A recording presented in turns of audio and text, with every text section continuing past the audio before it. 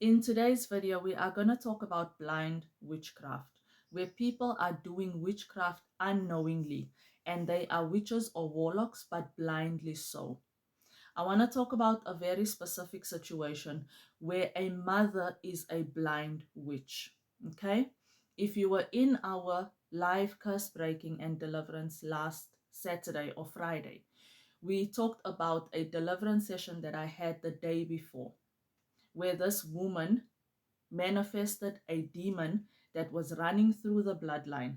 And this demon said, her mother gave her to me by planting her umbilical cord, or by, yes, digging up by a specific tree that the family members, generations and generations before, they've all done this ritual. This is very common in Jamaica, South America, parts of Africa, where the umbilical cord of a child is planted or is buried at a specific tree once it falls off. This is a ritual that is done in witchcraft. In the generations, there will be a shrine and a demon that is the head of that shrine. And when babies are born in that family, the umbilical cord, once it falls off after about 10 days, will be buried at a tree. That is a signal to the demon that this DNA of this living being is being given to you for you to have authority over this person. Okay? Now, this is called blind witchcraft because clearly, with the parent going to bury or going to plant the umbilical cord at a specific tree in the family home, back in the village, or wherever it may be, they do not understand the spiritual implications. That what you have just done is you have dedicated your child to a demon, whether it be a serpent, a leviathan, a mummy wata, whatever demon is running in that bloodline. And this is what the lady manifested in our deliverance last week, Friday. And this thing has kept her womb barren. She had been married for many years to a good man, and she cannot bear children for this man. Because when that demon manifested, the demon said, she belongs to me. I control who conceives and who does not conceive in this family. And we had to break that curse. And even though her mom buried her umbilical cord when she was a baby, but the Lord had been showing her in dreams, this is where the stronghold is. She told me she dreamt about it multiple times. And in her dream, she even saw the color of the cloth that her mom wrapped the umbilical cord in. Now, if you are facing a life of stagnation, poverty, delay, generational curses, a blocked or barren womb, and you know in your family it was a tradition to plant or to bury umbilical cords by a certain plant in the homestead, by a certain tree in the village, by a certain place, that is a generational covenant where your DNA as that baby was given to that altar. Because many times we know that witchcraft is done at trees. Trees represent an altar. That is why witches will go into the forest into the middle of the night and they will gather around a specific tree.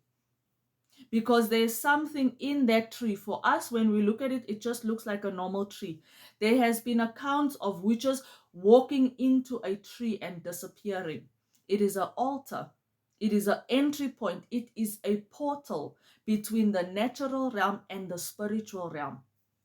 So if you come from a family where there are blind witches, because I don't think a parent will knowingly sacrifice their children to Satan's altars unless they themselves has been sacrificed. But bearing your child's umbilical cord at a tree, at a river.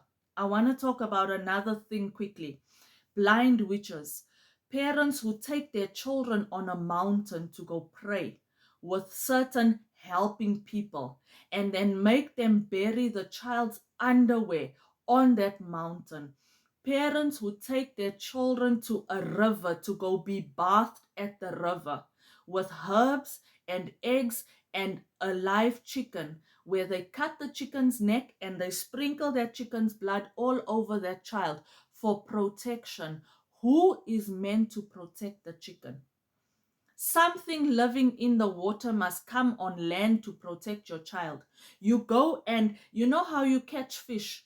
Huh? You know how you catch fish. You take a fish, you put it on a hook like a bait, and you go throw it in for the bigger fish to catch that fish. So you're sprinkling blood all over your child, huh? To make your child a sacrifice to those demons, and then bury the child's underwear at the bank of the river, or bury the child's underwear in the mountain, or bury the child's underwear in the backyard. Underwear is your private area, direct link to your womb. Direct link, who is allowed to enter a person's private area? Only their husband or their wife. So right there, there is a spirit spouse on the child from a very young age. Right there, that is ownership of that child's womb.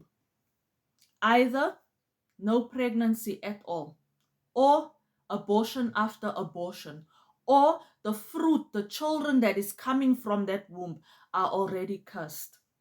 And this is all done through blind witchcraft, because it is taught from generation to generation to generation to generation.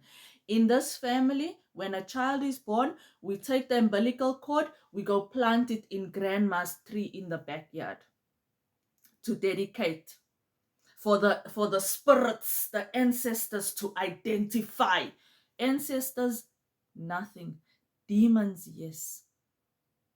So if you have that in your bloodline, where a certain ritual, it might not be bearing the umbilical cord, it might not be washing with blood at the river, it might not be bearing underwear on the mountain, but if there is a certain ritual that you can look back and think about that ritual and think to yourself, where in the spiritual realm, is this part of God's kingdom? Is it in the word, or is it part of Satan's kingdom? And you can break the covenant from that ritual.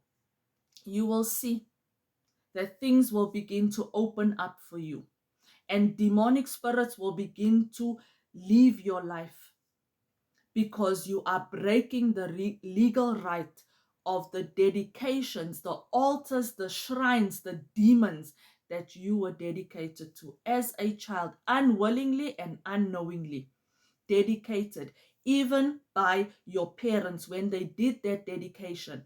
The cutting in and the rubbing muti.